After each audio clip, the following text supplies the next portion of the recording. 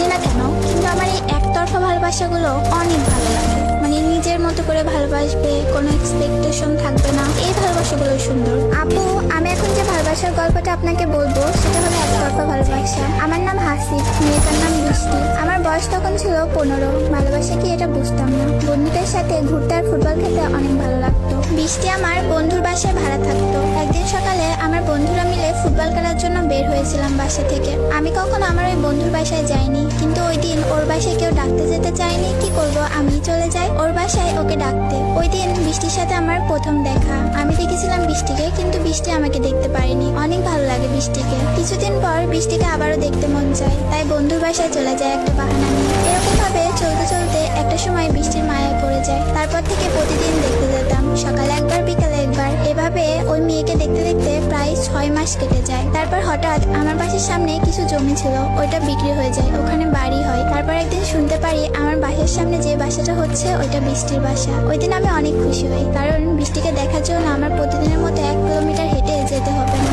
ওর বাসাটা তৈরি হয়ে গেল কিছুদিনের ভেতরে। বৃষ্টিও চলে আসে এই বাসায়। তখন থেকে সবসময় দেখা হতো। বৃষ্টি প্রতিদিন সকাল 6টায় প্রাইভেট পড়তে যেত, তাই আমিও প্রতিদিন সকাল 5:30 উঠে ফ্রেশ হয়ে দাঁড়িয়ে থাকতাম ওকে দেখার জন্য। বৃষ্টিকে একদিন না দেখে থাকতে পারতাম না। তারপর এভাবে আরো 1 বছর চলে যায়। দেখতে দেখতে ভালোবাসা দিবস চলে আসে। আমার বন্ধুদের অনেক জোরাজোরিতে আমি আবার প্রপোজটা করেই দিই। প্রপোজ করার পর থেকে আমার জীবনের সব থেকে সুন্দর মুহূর্তগুলো আমি হারিয়ে ফেলি। বৃষ্টিকে প্রপোজ করার পরে বৃষ্টি আমাকে অনেক অপমান করে, তবুও হাল ছাড়িনি। আমি অনেক বোঝানোর চেষ্টা করি, কিন্তু তবুও অপমান হতাম প্রতিদিন। এরকম ভাবে চলতে চলতে একদিন হঠাৎ করে আমার আম্মু মারা যায়। আমার পরিবারের অবস্থা অনেকটা খারাপ হয়ে যায়, তবুও বৃষ্টিকে কখনো ভুলতে চাইনি। একদিন আবারও অপমানিত হওয়ার জন্য তাকে প্রপোজ করতে চলে যায়। আমাকে অনেক অপমান করে, কিন্তু আমার কখনো খারাপ লাগেনি। শুধু একটা কথাই খারাপ লেগেছিল, আমাকে বলেছিল আমাকে নাকি বান্দরের মতো দেখতে লাগে।